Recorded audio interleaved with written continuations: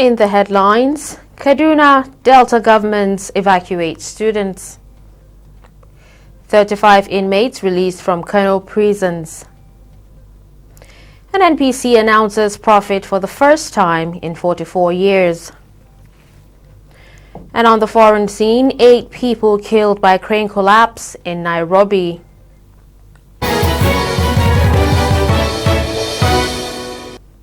Hello and welcome to Trust TV News Update. I am Dashan Hussaina Usman. For more news, connect with us across all our social media platforms. And now the news in detail. Following the tense security situation in Plateau State, the Kaduna State government has evacuated students studying at the University of UNIJOS and other tertiary institutions within neighbouring states. The Executive Secretary of the Kaduna State Scholarship and Loans Board, Rilwan Hassan, who disclosed this in a statement on Thursday, said the evacuation was concluded last weekend in line with the state government's directive. According to Hassan, the move is to ensure that all students of Kaduna State are not trapped or caught in a crossfire, even as the situation tends to be further degenerating. In the same vein, Governor Ifeanyi Okowa has ordered the immediate evacuation of students of Delta State origin from the crisis-troubled Jos, following renewed crisis and security concerns in Plateau State. A statement by the Senior Special Assistant to the Governor on Students' Affairs, Jerry Ehiwario, said the evacuation exercise commenced on Thursday. Plateau State chapter of Jamaatul Nasir Islam says Tuesday's midnight attack on the Anaguta community of Jos North local government area is barbaric, inhuman, and callous. About 37 members of Anaguta were reportedly killed in the attacks. The group, in a statement signed by its Secretary General, Sani Moody, in Jos while condemning the attack, called on citizens of the state to remain calm. The statement said JNI, under the leadership of Emir of Wase, Muhammad Haruna, is disturbed by yet another round of gory killings of citizens in Yelwanzangam, Jos North local government area. The group appealed to citizens to remain calm and live with one another peacefully, urging them to be law-abiding and never take the law into their hands. The group also condemned the recent statements attributed to Hakan Ekwa Bloc of Christian Association of Nigeria, calling for the removal of the GOC 3rd Division, Major General Ibrahim Ali, who also doubles as commander, noting that such utterances can incite people to take up arms. Governor Inuwa Yahaya of Gombe State has explained the relative peace and security reigning in the state, saying it was a deliberate effort by both people and government to sustain it. Speaking to newsmen on Wednesday after a meeting with the Chief of Staff to the President, Professor Ibrahim Gambari, at the State House Abuja, Governor Yahaya said the people saw reason on the need to reject ethnic and religious bigotry for the sake of the peace of the state. According to him, much has been achieved working with security agencies and with the collaboration of the people on how to manage emergent issues in the state. He also said procurement processes have been completed for Gombe Ultra-Modern Industrial Park and the project will be rewarded or awarded at the end of August, adding that the project, covering 347 hectares of land, will cost 17 billion naira. Osun State Police Command on Thursday confirmed the death of 4 suspects in the attack on a police van taking suspected robbers to Ilesha Correctional Center. A statement by the Osun Police Command, SP Yemishola Okpalola, confirmed that the incident happened around 3:30 p.m. on Wednesday. According to Okpalola, the tactical team of the police were taking some murder suspects to Ilesha Correctional Center when the conveyance vehicle developed a mechanical fault after Osun Jela River along Oshogbo-Ilesha Road. Okpalola states that the police will comb the forest while combing the forest Thursday morning, recovered another dead body, apparently among the fleeing suspects. She said the Commissioner of Police, CP Olawole Olokode, had enjoined members of the public, especially people of Oshunjela area, to avail the command with any information about any person with suspected bullet wound. Governor Hope Uzodinma of Imo State has called on Nigerians, particularly those in leadership positions, to protect the sanctity of the nation by upholding the rule of law. The governor made the call on Wednesday when he briefed State House correspondents after a closed-door meeting with President Muhammadu Buhari in the presidential villa, Abuja. The business of government, is the protection of lives and property. And we must act as a government and live up to the responsibilities of our government. So we try to maintain law and order and condemn illegal and criminal activities and make those who are apprehended to face the law. So many people are taking laws into their hand. And some aggrieved people have resorted to safe help. All this illegality upon illegality is still illegality. Kano State Chief Judge Justice Nura frees 35 deserving inmates from the state correctional facility. The Chief Judge exercises his power during a visit to Gorondut, a correctional center, between 25 and 26 of August 2021. Section 1, subsection 1 of the Criminal Justice Release from Custody Act, Laws of the Federation of Nigeria 2007, empowered the Chief Judge to conduct prison visits and order the release of any prison inmate if satisfied that the detention of that person is manifestly unlawful or that the person detained has been in custody, whether on remand or otherwise, for a period longer than the maximum period of imprisonment the person detained could have served. A statement signed by Babajibo, spokesman of the state judiciary, the judge said the outcry of prison congestion in the country makes it more imperative for an immediate visit to all correctional facilities in the state to identify and release deserving inmates. Niger State Governor Abubakar Sani Bello says only joint operations and synergy among the states affected by the activities of bandits and kidnappers will bring an end to the menace. Governor Bello disclosed this when he visited Maundu community in Mariga local government area of the state, which has been deserted by members of the community for about 1 year due to bandits' activities. Chief Press Secretary of the Governor, Mary Noel Berger, in a statement on Thursday, said the visit by the governor was to boost the morale of the over 300 security operatives, which include vigilantes that liberated the community. The governor was also there to assess damages inflicted on the community. He assured that federal roads and culverts would be provided for the community to ease mobility. You're still watching Trust TV News Update. Coming up after the break, Presidency battles Governor Ortam on security. Do stay.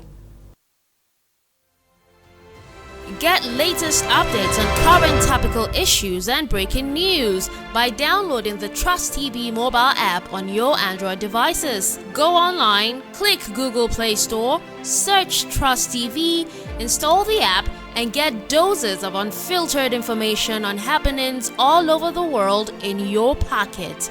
Trust TV, documenting the Nigerian story.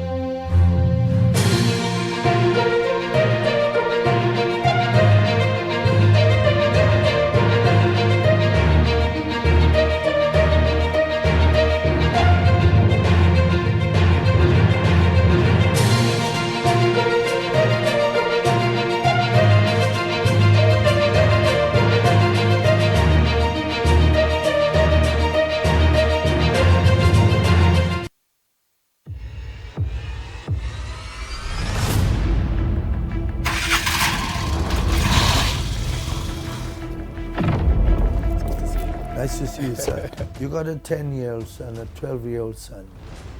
He's a shill boy.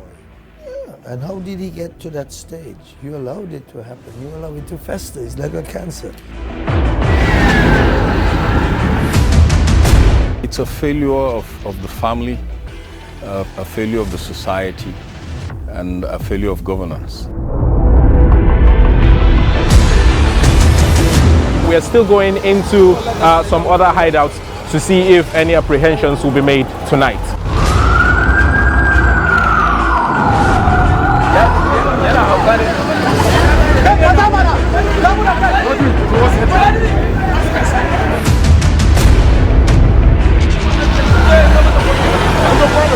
To operate within the context of the law with much respect to human rights.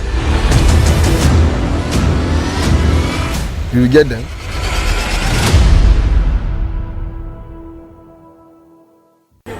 Hello and welcome to Showcase.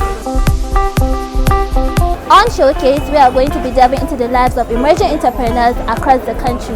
My calligraphy is Arabic calligraphy. I had written the Quran, the complete Quran, before reaching the age of 12. From professionals to artisans and even social media influencers, I am going to be taking you on a journey to show you the beautiful, the motivational and the resilient nature of Nigerian entrepreneurs who continue to thrive irrespective of the challenges they face in the country. Showcase, coming soon on Trust TV.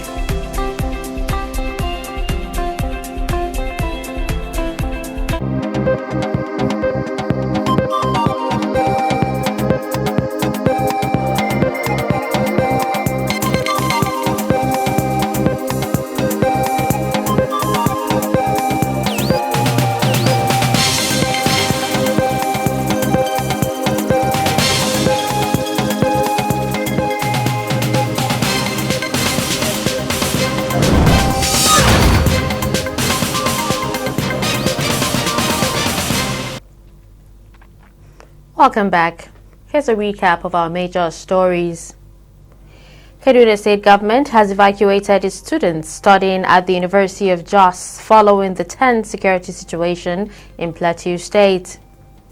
And the Osun State Police Command on Thursday confirmed the death of 4 suspects in the attack on a police van taking suspected robbers to Ilesha Correctional Center. Still in the news, Nigerian Center for Disease Control says Nigeria's COVID-19 infections on Wednesday had risen to 188,880. A total of 637 additional infections and 7 deaths were recorded on August 25, the NCDC announced via its verified website on Thursday. The Public Health Agency noted that the 7 COVID-19 related deaths recorded on Wednesday increased the country's fatality figure to 2,288. The agency said that there was a surge of the Delta variant in 5 states, cautioning Nigerians that the Delta variant is much more contagious than previous versions of COVID-19. It advised unvaccinated people to get vaccinated, adding that everyone in areas of substantial or high transmission should wear a mask even if vaccinated. Lagos State has the highest fatality from COVID-19 due to travelers not observing self-isolation upon arrival. Daily Trust correspondent Abdul Latif Aliyu gives us an update. Yeah, for Lagos State, the COVID-19 pandemic is still raging very badly, especially with the 3rd wave of the virus and the discovery of the Delta variant. Lagos State still remains the epicenter of the coronavirus pandemic in Nigeria today, largely due to the fact that the state actually hosts the busiest airport in Nigeria, which is the Muritala Mohammed International Airport. According to the briefing from governors Babajide Sanwo-Olu on Monday, at least the state has recorded 130 deaths from the 3rd wave of COVID-19 pandemic, and this is largely due to the fact that most of the travelers that were required to go on quarantine 14-day compulsory quarantine. Most of them, they avoid the protocol. They are nowhere to be found, and so on. And that is why Mr. Governor, who is the state incident commander, is warning travelers that they will begin to impose appropriate sanction, which of course involves the seizure of the passport of the travelers, of the errant travelers, and so on. Still on health matters, Director General, National Institute of Pharmaceutical Research and Development, Dr. Obi Adigwe, says the institute has developed and listed COVID-19 products to enhance fight against the pandemic. In an interview with Trust TV's Nafisa Abdul-Al, Dr. Adigwe says such products are awaiting industry take-up. That Nigeria depends largely on imported drugs for healthcare administration in the country is no longer news, as drugs and vaccines for some major or minor ailments are imported from overseas. With the whole world still grappling with the COVID-19 pandemic, it has become imperative to look within to find a solution. Nigeria's National Institute for Pharmaceutical Research and Development is making giant strides in local production of drugs with high prospects of creating a COVID-19 vaccine. As part of efforts to curb the spread of the coronavirus, the National Institute for Pharmaceutical Research and Development is playing its part towards achieving locally produced vaccines. Director General, Chief Executive Officer of the National Institute for Pharmaceutical Research and Development, Dr. Obi Adigwe, highlights the progress made so far. We already have 2 products which have passed the preclinical stages. It has been listed by NAFDAC, and we're now going to clinical trials, Nepremium and Nepremium Plus. And we have strong confidence in those products because we're the first in the world to predict that the plant for which we, analyzed before we now formulated it into a capsule for Nepremium, we're the first in the world to theorize that that particular plant will have activity against COVID-19. And we have colleagues in other parts of the world who, after our theorization, have gone ahead to formulate those plants into teas, and they're already using it for management of COVID-19. We have thousands of plants and thousands of potential raw materials to produce medicines.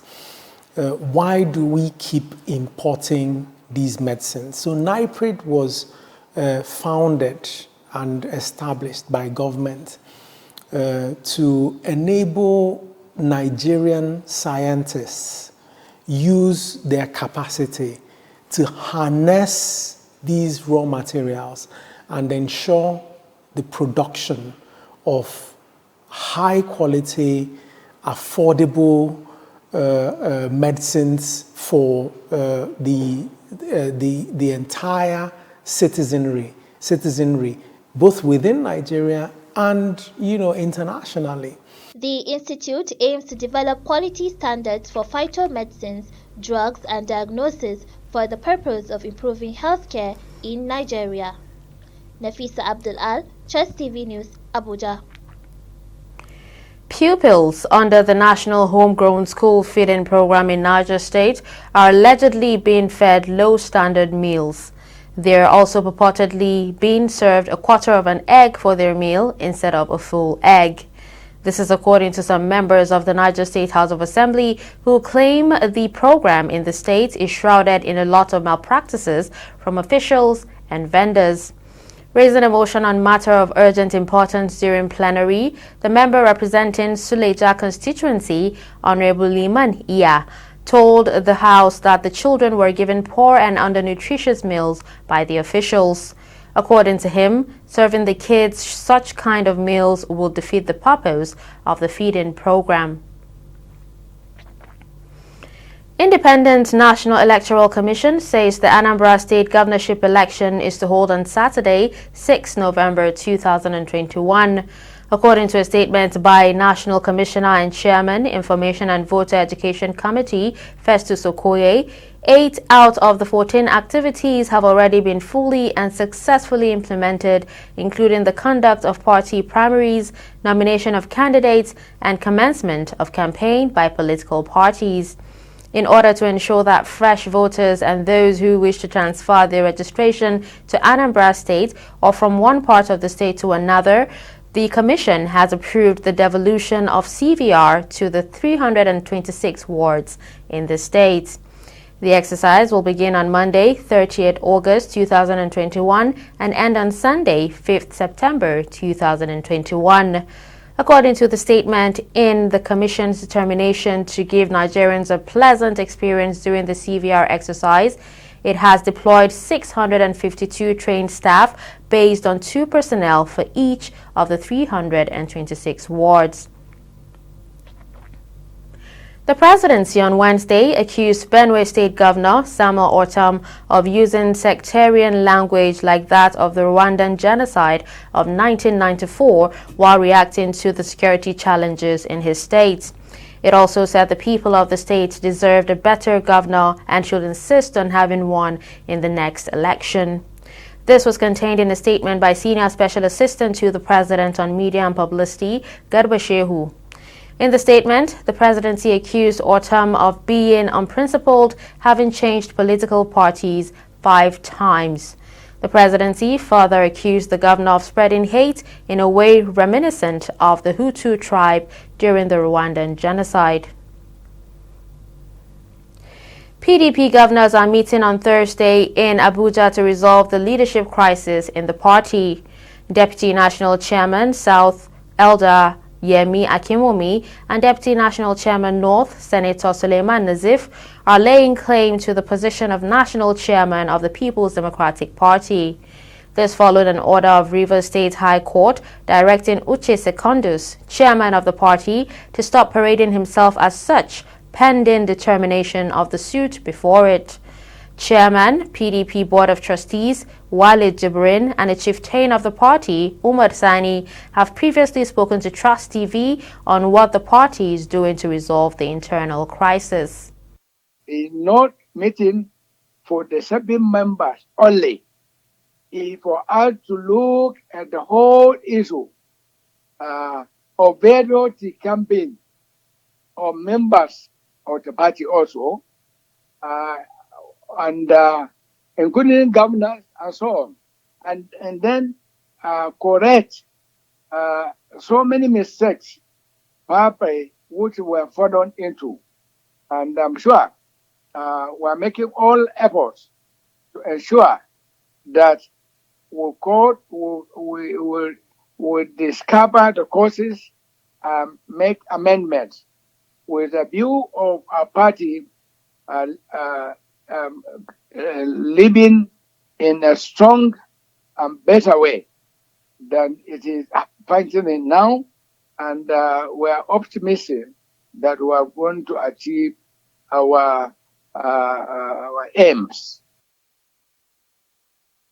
Certainly, there is no any basis for this problem other than 2023. Otherwise,